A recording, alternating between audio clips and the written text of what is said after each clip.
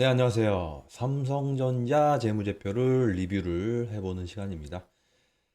삼성 결산일이 12월 말입니다. 우리나라 대부분이 그렇죠. 가장 최근에 결산일이 2023년 12월인데, 2024년 3월 12일 공식적으로 발표가 되었으니까 그걸로 보도록 하겠습니다. 중요한 숫자들은 이미 리뷰한 애플하고 엔비디아하고 같이 비교를 한번 해보도록 하겠습니다. 비록 시가총액이 7배에서 8배 정도 차이가 나지만 그걸 감안하고서라도 이미 리뷰한 숫자와 비교를 해보는 건 충분히 의미가 있습니다. 하나하나의 데이터를 쌓으면 그걸 데이터베이스라고 하는 거죠. DB에 규칙을 부여하면 시스템이 되는 겁니다. 매일매일의 주가에 흔들리지 않고 이 사람, 저 사람 말 한마디에 매도와 매수를 누르는 사람이라면 DB가 없거나 논리가 없거나 혹은 둘 다 없거나 이럴 가능성이 크죠. 자, 삼성전자 하면 어떤 단어가 머릿속에 떠오르십니까? 스마트폰도 있겠지만 역시 가장 최근의 이슈는 반도체일 겁니다. 그러면 삼성전자가 반도체를 1년에 얼마나 팔 것 같습니까? 대부분 분들은 이 질문에 대답 못 하세요. 심지어 삼성전자 주주들도 마찬가지입니다. 데이터가 전혀 없다는 거예요. 최근에 여기저기서 삼성전자 욕하는 사람이 많던데요. 잃어버린 10년이다. 라는 식으로 얘기도 하고요.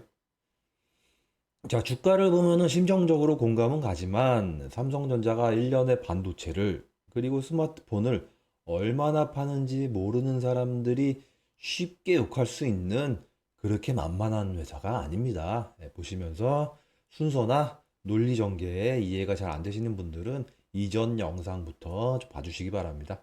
다시 한번 말씀드리지만 시즌 1부터 스토리가 쭉 이어져서 여기까지 온 내용입니다. 일단 회사의 거버넌스를 살펴본 다음에 핵심 자산과 핵심 부채를 위주로 대차대조표를 빠르게 이해해 보도록 하죠. 그리고 ROA와 ROE 관점에서 보는 삼성전자의 수익을 리뷰를 해보도록 하고요. 그 다음으로 제일 중요한 현금 흐름표 위주로 밸류에이션을 해보고 현재 주가는 사람들이 삼성에게 얼마의 기대치를 가지고 있는지 숫자로 환산해서 살펴보도록 하겠습니다. 자료는 재무제표도 보고 사업보고서도 보고 필요하다면 기사나 애널리스트 보고서도 참고해 보도록 하겠습니다. 자, 기업의 재무제표를 볼 때는 먼저 지배구조를 이해를 하셔야 됩니다. 우리가 연결 재무제표를 봐야 되기 때문에 어느 회사들이 연결이 돼 있는지 그것을 확인을 해 봐야 되겠죠. 연결 재무제표 주석에서 확인을 할 수가 있는데요. 자, 주석 1번이 되겠습니다.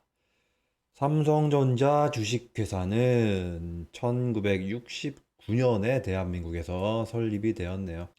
지배회사인 삼성전자는 삼성 디스플레이 및 삼성전자 아메리카 등 232개의 종속기업을 연결 대상으로 하고 삼성전기 등 37개 관계기업과 공동기업을 지분법 적용 대상으로 하여 이 연결 재무제표가 작성되었다라고 나오네요.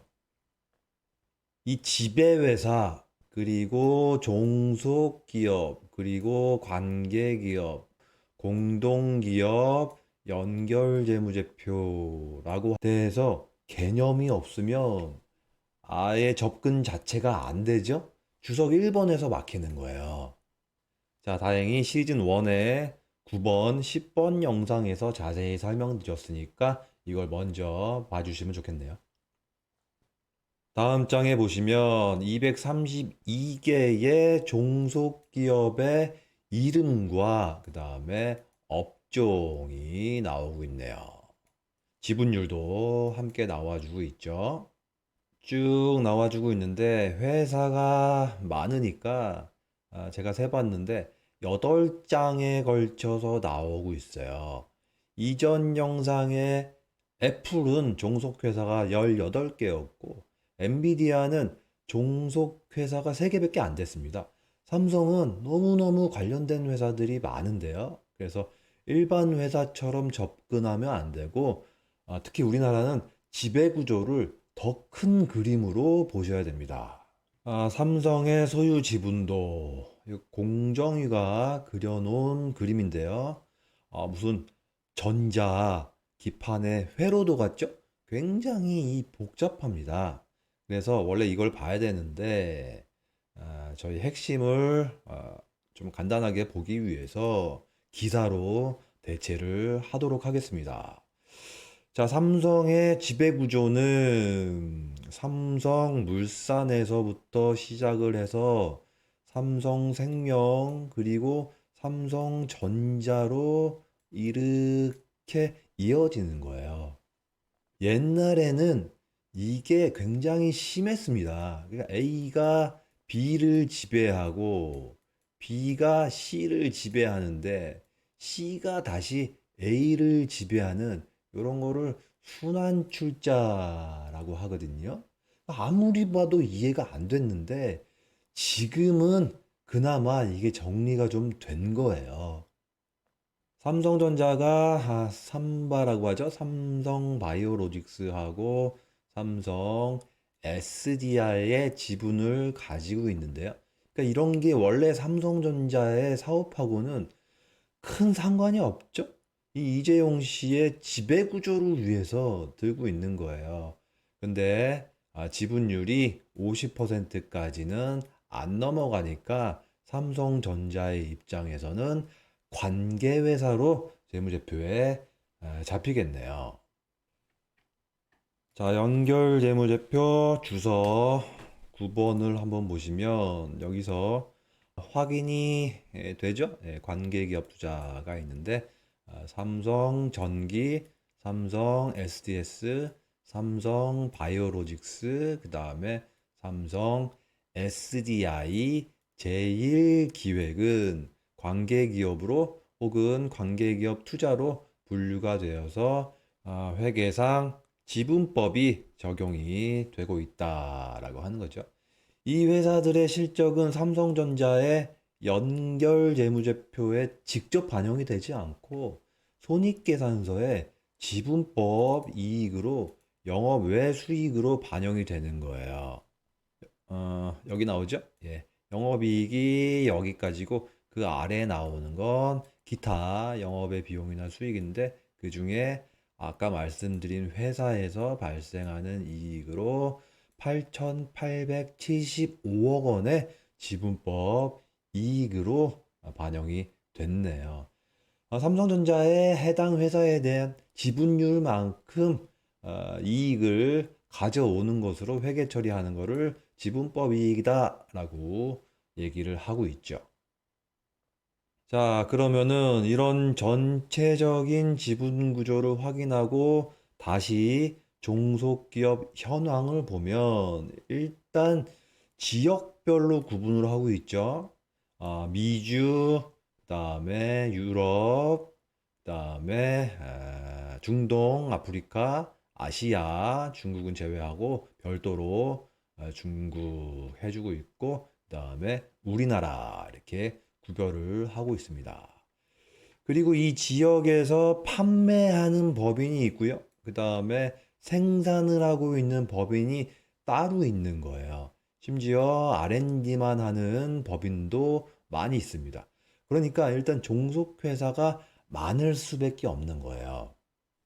이미 확인한 애플은 지역 거점에 지역마다 하나씩 있는 것도 아니고 지역 거점에 한 개씩의 판매 법인만 있었으니까 상대적으로 종속회사가 적은 거고요. 애플은 또 생산 법인이 없죠. R&D도 따로 법인으로 만들지 않습니다. 게다가 삼성은 이것도 만들고 저것도 만들어요. 삼성전자 자체가 대표적으로 반도체, 스마트폰, 백색 가전을 만들고요. 그 다음에 하만에서 전자장비를 만들죠. 하만은 삼성전자가 2017년도에 해외 M&A 사례 중 역대 최고 금액인 9조 원을 주고 사온 거예요. 지금 환율로 치면은 이 10조 넘어갈 것 같은데요. 하마는 이제 삼성전자의 일부입니다. 이게 말이 많았죠. 삼성전자가 인수하면서부터 그때부터 실적이 굉장히 안 좋아졌어요. 조금 안 좋아진 정도가 아니고 인수하기 직전에 7천억 정도 제가 찾아봤는데 7천억 정도의 영업이익이 나던 회사였는데 코로나 때는 영업이익이 이 반토막 난 것도 아니고 10분의 1 토막 정도 나고 그랬어요. 500억, 600억, 700억 막 이렇게 됐습니다. 그런데 이게 최근에 다시 살아나서 지금 리뷰하는 2023년도 재무제표에 반영된 하만의 영업이익이 1조 2천억 정도 수준입니다. 예, 완전히 살아났어요. 지금 하만 매출이 메모리 반도체 매출의 대략 30% 정도입니다. 그래서 삼성전자에 투자하면 메모리에도 베팅을 하는 건데 하만에도 같이 투자를 하게 되는 겁니다. 나는 메모리만 하고 싶은데 안 됩니다. 그렇게는 안 돼요. 구조적으로 이 삼성전자 거버넌스 구조적으로 그런 건 안 됩니다. 나는 반도체만 투자하고 싶은데 계속 그런 걸 원하시면 삼성전자가 아니고 하이닉스를 사셔야 되는 거예요. 그래서 반도체 경기가 좋을 때는 삼성전자보다 하이닉스가 더 오르고 경기가 안 좋을 때는 하이닉스가 더 빠지죠. 바꿔서 생각해 보면 경기가 안 좋을 때는 삼성전자의 이 사업 포트폴리오가 지지대 역할을 해주게 되는 거죠. 이 삼성의 포트폴리오가 굉장히 좋습니다. 자, 어쨌거나 거버넌스를 먼저 지금 확인해 보는 이유가 여기에 있습니다. 이걸 먼저 이해한 다음에 재무제표 분석하시고 주식 거래 하셔야 되는 거죠. 이 하만 때문에 삼성전자의 사업 보고서에 나오는 키워드가 디지털 콕핏이라는 단어가 나오고요. 이거는 차량 내부를 디지털로 연결하는 솔루션이에요. 그 다음에 우리가 잘 아는 차량용 오디오가 있습니다. 오디오가 정말 좋죠? 지금 삼성전자가 반도체 때문에 이슈이기도 하지만 디지털 콕핏 쪽에서도 이슈가 나왔습니다. 전장을 제대로 키워보겠다라고 한 전략이 확실히 선 것 같아요. 그래서 독일 전장 업체인 콘티넨탈의 전장 사업부를 추가로 인수하려고 한다는 보도가 계속 나오는 거예요. 이 하만이 지금 하고 있는 디지털 콕핏을 제대로 키워보겠다라고 하는 거죠. 자, 이 정도만 아셔도 지금 삼성전자와 차량 전장을 연결해서 이해하는데 도움이 되겠죠? 그 다음으로 저희가 관심을 가져야 되는 회사가 여기에 나오는 삼성 디스플레이입니다. 이 회사가 삼성 종속 기업 가운데 제일 커요. 덩치가 제일 크죠? 삼성 디스플레이, SDC라고 줄여서 많이 얘기하고 있는 회사죠.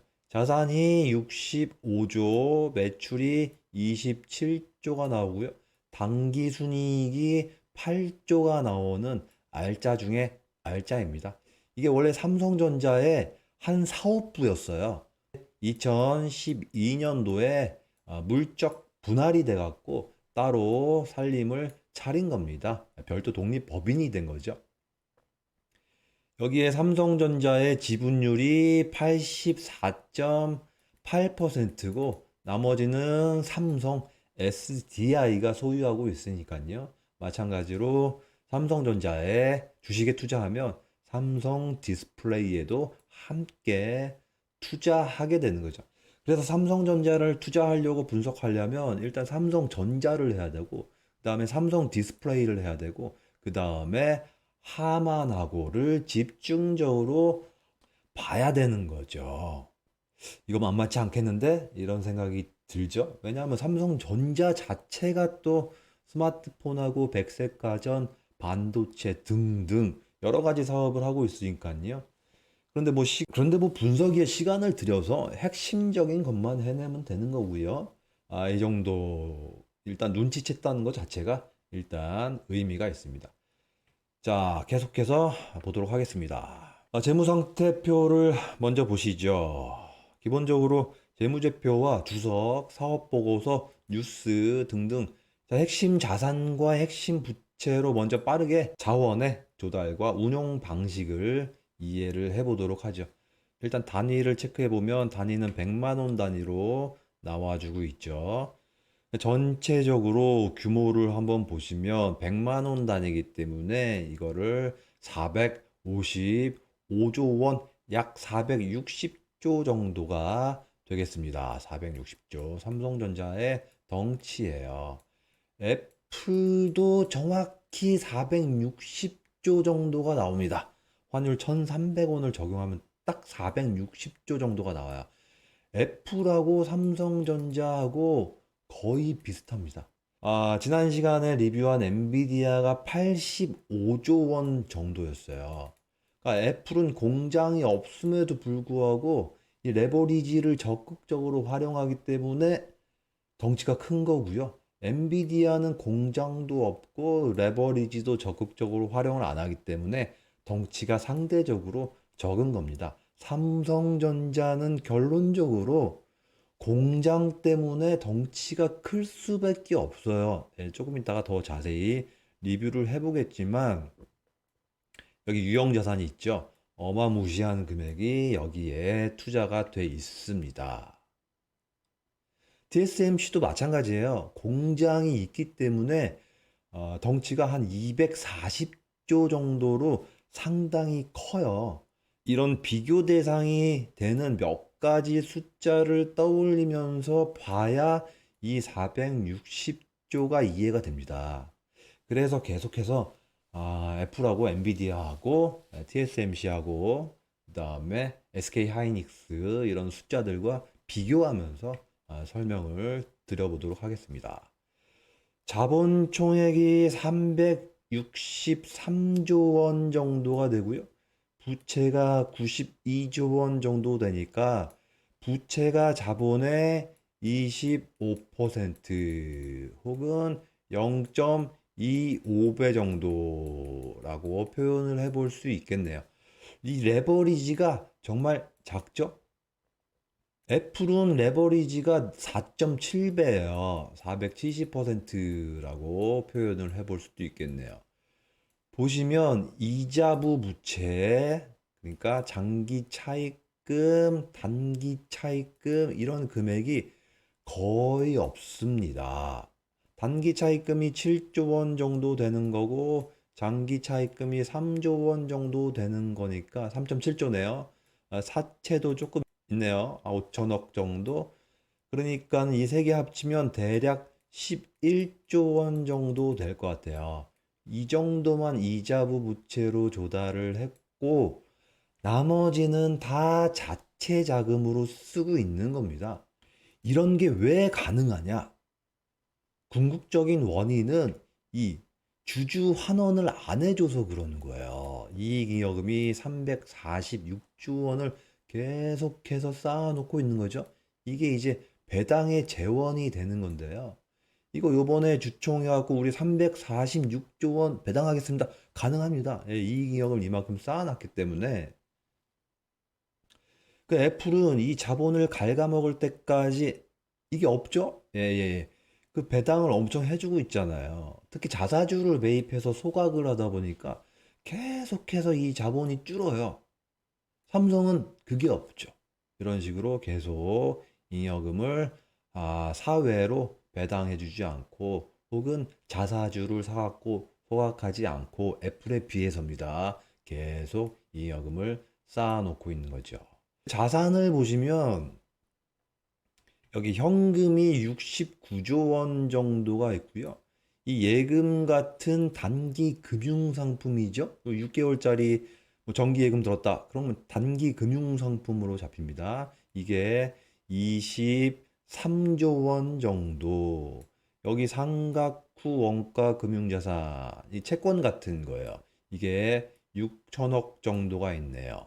비유동 자산에 그리고 기타 포괄손이 공정가치 금융자산 7.5조 원이 나오는데 이거 주석 6번에 확인해 보시면 대부분 상장 주식입니다.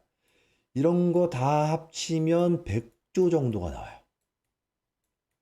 삼성전자가 지금 당장, 내일 당장이라도 현금화할 수 있는 돈이 100조라는 거예요.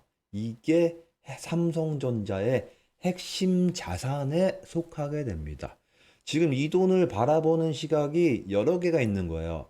첫째, 돈 안 쓰고 계속 그렇게 돈 안 쓰고 있으려면 배당을 해줘라. 이런 시각이 있는 거죠. 정말 안 쓰고 이런 보통 예금 같은 데 계속 넣어두려면 배당을 해주는 게 맞습니다. 아니, 주주들이 이 돈 받아다가 정기예금이라도 하면 더 좋은 거 아니겠어요? 물론 배당 받은 것만큼 주가가 떨어지겠지만 돈 받아서 삼성전자가 운영하는 것보다 잘 운영하면 주주한텐 좋은 거예요. 심지어 없는 돈도 빌려서 배당을 해주는 애플 좀 봐라. 거기에 한 10분의 1이라도 닮아봐라. 라는 시각이 있죠. 자, 두 번째는 저 돈을 의미 있는 곳에 사용하라는 거예요. 이거 어려운 얘기 아닙니다. 콘티넨탈하고 딜을 해서 디지털 콕핏 같은 거 사오라는 얘기입니다. 그래서 전장 사업을 제대로 하면 어떻습니까? 주가가 올라가겠죠. 주주 입장에서는 이 배당받아갖고 정기예금 하는 것보다 그 돈을 삼성전자가 굴려서, 잘 굴려서 돈을 벌어서 주가를 올려주는 게 훨씬 이익인 거죠. 즉, 무조건적인 배당은 능사가 아니라는 시각입니다. 자, 뭐가 맞다고 지금 제가 결론을 낼 수는 없겠지만 애플이 지금 잘 나가니까 이슈가 없는 거지. 회사가 조금이라도 어려워지면 저 높은 레버리지가 결국 발목을 크게 잡을 겁니다. 주주 환원을 하면 주가가 올라가니까 적극적으로 배당을 해줘야 된다라고 하는 논리는 절대 완벽한 말은 아닙니다. 현금 배당, 자사주 매입을 비교한 제 영상이 있으니까 참고를 해주시기 바랍니다. 최고의 주주 정책은 주가를 올리는 거예요. 그러니까 주주 환원, 배당이나 자사주 매입을 적극적으로 해서 주가를 올리는 게 아니고 일단 돈을 잘 벌어서 주가를 올려줘야 돼요. 이게 기본 중에 기본이죠. 그리고 나서 사업에 꼭 필요한 M&A나 이런 시설 투자, 연구 개발 같은 거 다 하고 또 돈이 남으면 괜히 회사가 쓸데없이 들고 있지 말고 중간중간 주주 환원을 해주는 게 최선이겠죠. 자, 이런 두 가지 관점에서 이 삼성전자가 들고 있는 핵심 자산인 현금과 금융상품을 봐주시면 되겠습니다. 자, 여기서 잠깐 이 삼성전자가 배당을 어떻게 했고 앞으로 어떻게 할 것인지에 대해서 공식적인 발표를 한번 들어보도록 하겠습니다. 2023년 4분기 어닝스콜의 실제 그러면 주주 환원에 대해서 음성입니다. 말씀드리겠습니다. 오늘 이사회는 주당 보통주 361원, 우선주 362원의 기말 배당을 결의했습니다.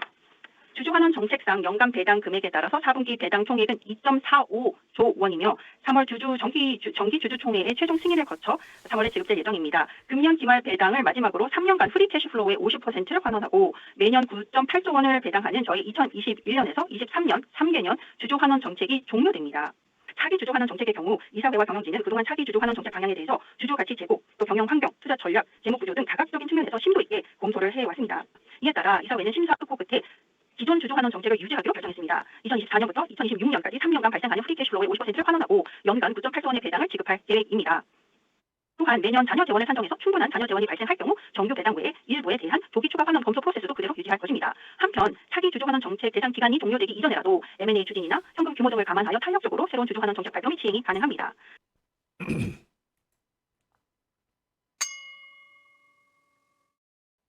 잘 들으셨죠? 저분이 표현을 좀 애매하게 했는데요. 표현 그대로면 프리캐시플로우의 50% 환원도 하고 엔드 매년 9.8조 원을 기본으로 깔아주겠다라는 식으로 해석이 되는데요. 찾아보니까 그건 아니고 프리캐시플로우의 50%를 배당 재원으로 활용하되 정규 배당을 9.8조 원 수준으로 주겠다라고 하는 거고요. 그 남으면 추가로 주겠다라고 하는 내용이에요. 9.8, 9.8, 9.8 3년씩 주다가 프리캐시플로의 50%가 내가 이거 준 거보다 더 많다라고 하면은 남으면 추가로 주겠다. 라고 하는 내용이죠. 2020년도에 실제로 남아서 추가로 특별 배당을 해줬습니다. 예, 시가 배당률은 한 2% 정도 하겠네요. 지금 시중 예금 이자율도 안 되죠. 일단 9.8조 원은 주겠다라고 하는 내용인데 M&A 추진, 현금 규모 등을 감안해서 탄력적으로 시행을 하겠다라고 하면서 배당과 M&A를 섞어서 말하는 게 왜 그런 건지 이제 더 잘 이해가 되실 겁니다.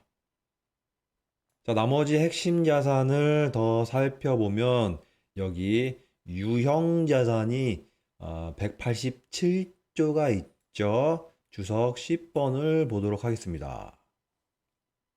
자, 주석 10번을 보시게 되면 그 중에서 기계장치가 제일 많은 금액이 있죠. 기계를 구입하는데 취득원가로 328조 원, 기말 기준으로 328조 원이 들어갔는데 감가상각비로 245조 원의 가치는 사라졌으니까 이 비율을 따져보면 기계장치에서 대략적으로 75% 정도는 노후화가 된 겁니다. 이 기계장치는 반도체, 스마트폰, 전장, 디스플레이를 만드는 기계장치가 다 섞여 있는 건데요. 이걸 사업 부별로 분류한 공시는 없습니다. 다만 사업 보고서에서 보시면 쭉 넘겨보면 여기 있죠? 시설 투자 현황이 있습니다. 그러니까 DS 부분 조금 이따 말씀드리겠지만 이게 반도체입니다. 예, 반도체를 하는 사업부에서 48조 단위가 억이니까 48조 원이 투자가 되어서 전체 투자의 53조 원의 약 90%가 집중된 것으로 미루어서 유형자산의 상당 부분은 반도체 라인을 위한 투자가 아닌가라고 추론이 됩니다. ROA를 계산해 볼 때 굉장히 중요한 정보죠. 단순히 이익을 많이 남기는 게 능사가 아니라고 말씀드렸습니다. 그 이익을 남기려고 과연 얼마나 투자를 했느냐를 따져봐야 되는 거니까요. 자, 그래서 이런 기업들은 뒤에 다시 한번 계산을 해보겠습니다만 재고자산 회전율, 매출채권 회전율 이런 것도 중요하지만 이 유형자산 회전율도 굉장히 중요합니다. 유형자산에 얼마나 효율적으로 투자했느냐를 따져보는 대표적인 지표인데 애플하고 엔비디아는 이런 걸 할 필요가 없었는데 삼성전자는 얘를 좀 유심히 살펴볼 필요가 있는 거예요. 보시면 유형자산이 187조인데 여기서 나오는 전체 매출이 여기 있죠? 258조가 있는 거니까 187조 원의 유형자산으로 258조의 매출이 나왔다고 하는 얘기는 1.4회전을 했다고 하는 거거든요. 유형자산이 1.4회전 돌아가서 매출이 258조가 나오는 거죠. 같은 방법으로 22년을 해보면 1.8회전이 나와요. 1년 만에 엄청나게 떨어졌죠? 아까 보셨겠지만 DS에 즉 반도체에 48조 원을 투자를 했잖아요. 3나노 공정에 투자할 때 돈이 많이 들어갔겠죠? 근데 고객사가 없으니까 공장이 놀고 있겠죠? 거기서 매출이 안 나온다는 얘기입니다. 그러면 이렇게 유형자산 회전율이 확 떨어져요.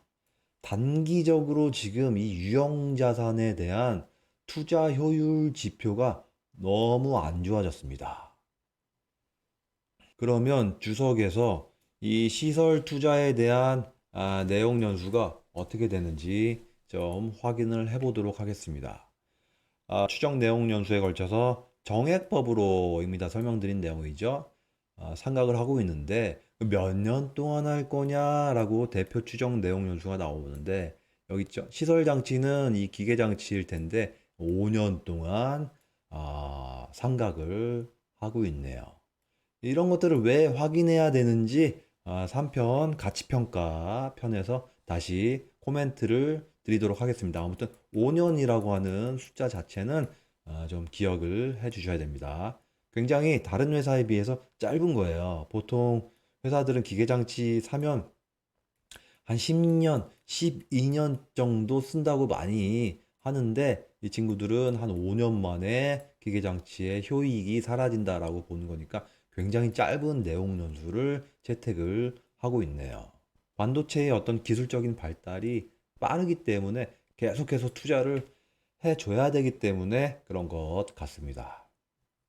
자, 우리 TSMC랑 한번 비교를 한번 해볼까요?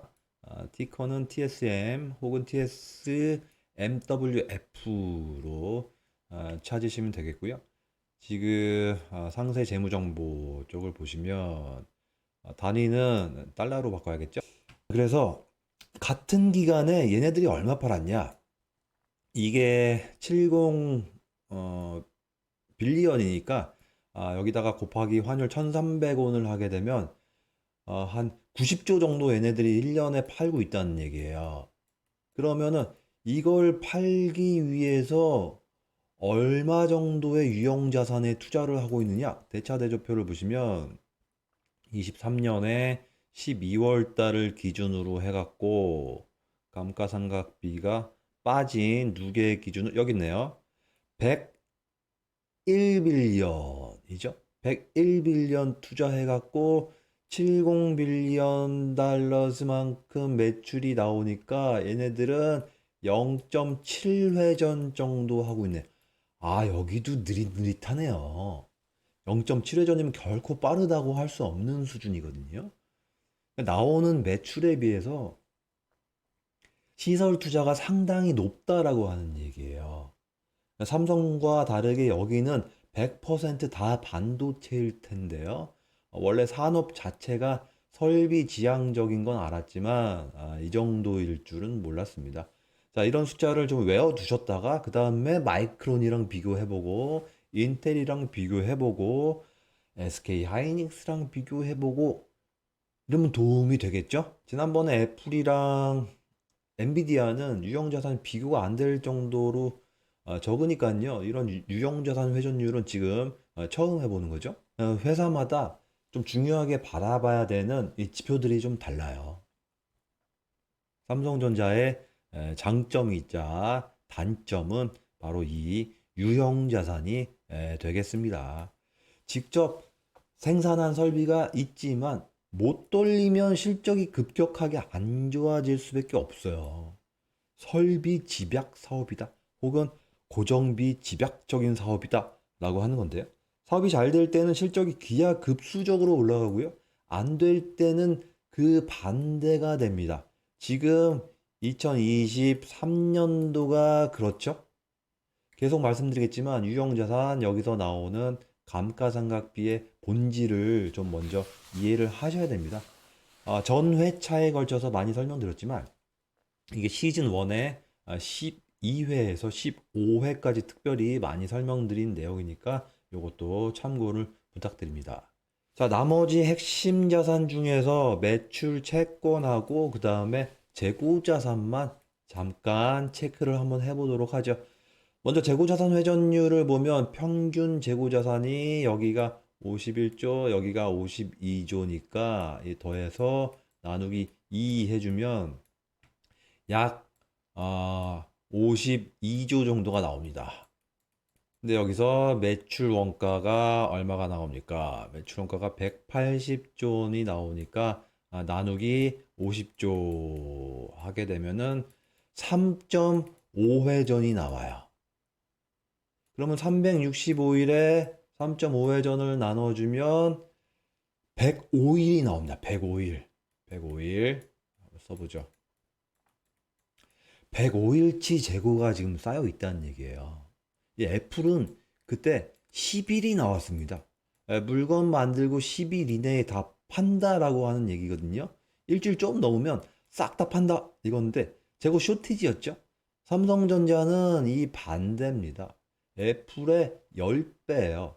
지독히도 안 팔리는 겁니다. 그러니까 삼성전자 재고하고 하이닉스 재고하고 그 다음에 고객사들 재고하고 얼추 추산해 갖고 반도체 업계가 현재 어느 정도 재고를 들고 있는지 이걸 가지고 경기가 어떤지를 따져보는 거예요. 그래서 향후 반도체 경기가 어떻게 될 건지 예측하곤 하는데요. 여기 재고가 정말 그만큼 중요한 숫자가 되겠죠. 이것도 전기 대비 추세도 보고 경쟁사랑 비교도 해보고 하면 훨씬 의미가 있겠죠. 그냥 봐도 이 매출액이 보시면은 전기에 302조에서 258조로 쫙 떨어졌는데 재고 자산의 어떤 수준은 52조에서 52조로 거의 비슷한 수준으로 유지가 되고 있으니까 재고 자산 회전에 대한 수치는 굉장히 안 좋아지겠죠. 이렇게 안 팔리다 보니까 이걸 악성 재고라고 하기도 하고 장기 채화 재고라고도 합니다. 이게 어느 정도 되는지 가서 구경을 한번 해보도록 하겠습니다. 주석 8번에 더 디테일한 정보가 있는데요. 여기 재고 자산에 대한 정보가 있죠.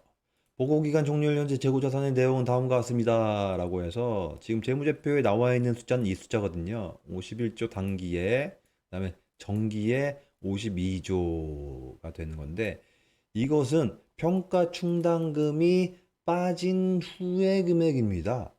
그러니까 평가 충당금 빼기 전 금액을 보게 되면 이게 원본이죠.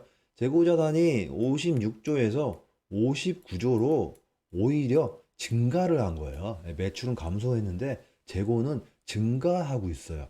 굉장히 안 좋은 상황인 거죠.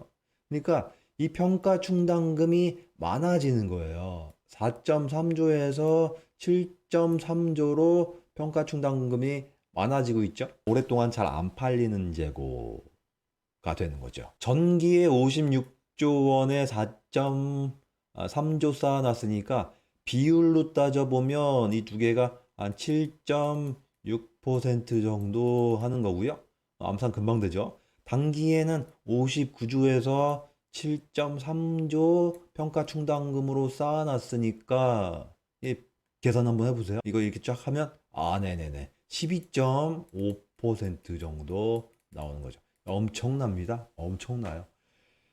창고에 오래 쌓여 있더라도 꺼내놓으면 작동은 하죠. 그러나 이 평가 충당금은 작동을 하냐 안 하냐 그게 물리적인 것과는 크게 상관이 없어요. 물론 꺼내 써서 작동을 안 하면 당연히 그거는 버려야 되는 거고요. 평가의 문제가 아니고 재고자산에서 아예 제거를 해야겠죠. 재고자산에 대한 회계 정책을 한번 보면 재고자산을 취득원가 순실현 가능 가치 중 낮은 금액으로 측정하고 있습니다. 어쩌고 저쩌고 판가의 하락, 완성시가의 원가 상승을 반영한 저가표 평가와 재고의 과잉 혹은 진부화로 인한 가치 하락을 반영하는 두 가지 평가 방법을 적용을 하고 있다라고 나오네요. 그러니까 기술이 발달하는데 예전 기술로 만들어진 반도체가 아직 있다라고 하면 쉽게 말씀드리면은 이게 안 팔리거나 원가 이하의 땡처리를 하게 될 가능성이 커지죠. 이걸 저가법이라고 하기도 하고 진부화라고 표현을 하기도 합니다. 여기서 아까 보신 평가 충당금은 이런 것들 로직을 통해서 나온 금액입니다. 이 재고자산은 어떤 회사든 이게 굉장히 중요하기 때문에 방금 한 회전율하고 그 다음에 진부화율을 반드시 체크를 하셔야 됩니다. 자, 그럼 두 번째로 매출 채권에 대한 회전율을 살펴보면 평균 매출 채권은 36조에 정기 35조 더해갖고 비슷비슷하죠? 나누기 2 해주면 역시 한 36조 정도가 나옵니다. 그래서 뒤에 손익계산서에 258조에서 나누기 36조 이렇게 해주면은 몇 회전 나옵니까? 7회전이 나온다고 답변을 해주고 있네요. 365일 나누기 7회전 하게 되면 52일이 나옵니다. 52일. 자, 삼성전자가 거래처에 외상으로 납품해서 돈 받기까지 2달 정도 걸린다고 하는 얘기예요. 매입 채무도 같은 방법으로 뭐 해볼 수 있습니다. 매출 채권, 그 다음에 재고자산, 그 다음에 안 해봤지만 매입 채무 요 정도 하시게 되면 얼마나 빠르게 이 회사가 움직이는지 저희가 체크를 해볼 수 있고, 총자산 회전율이 왜 빠른지 혹은 왜 더딘지 여기에 대한 해답을 알려주는 개정 과목들이에요. 자, 이 정도 하게 되면 핵심 자산과 핵심 부채를 다 다룬 것 같습니다. 자산은 현금성 자산이 100조 정도 되는 거고요. 그 다음에 여기 있는 유형 자산이 187조가 되는 거고요. 그 다음에 매출 채권이 36조 되는 거고요. 그 다음에 재고자산 이슈가 있죠. 51조 정도 되는 거. 평가 쪽에 이슈가 있다는 거 눈치챘습니다. 어쨌거나 이거 4개 정 합치면 375조 원 정도가 나오니까요. 그러니까 전체 자산이 455조인데 저희가 이런 식으로 몇 개 개정 과목 봐서 375조를 좀 커버를 했으니까 나머지는 안 보셔도 됩니다. 이런 회사구나. 우리가 개정 과목으로 숫자로 삼성전자를 지금 이해를 해보고 있고요. 부채 쪽은 차입금 쪽은 금액이 크지 않다는 거를 확인을 했잖아요. 단기 차입금, 사채, 장기 차입금. 그 은행에서 혹은 시장에서 사람들한테 돈을 빌리지 않는다. 물론 이 다 해갖고 11조 정도는 큰 금액이지만 삼성전자의 어떤 전체적인 덩치 455조에 비하면 큰 금액이 아니다라고 하는 거죠. 그래서 대부분 부채는 이런 상거래 채권에서 나오는 이런 부채가 대부분이니까요. 예. 특별히 따로 뭐 안 챙겨봐도 될 것 같습니다. 대부분 자기 자본으로 자원 조달을 하고 있으니까요. 일단 넘어가면 되겠습니다.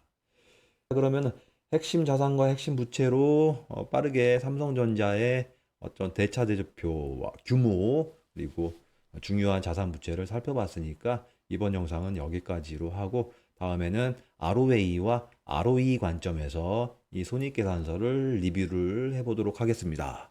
감사합니다.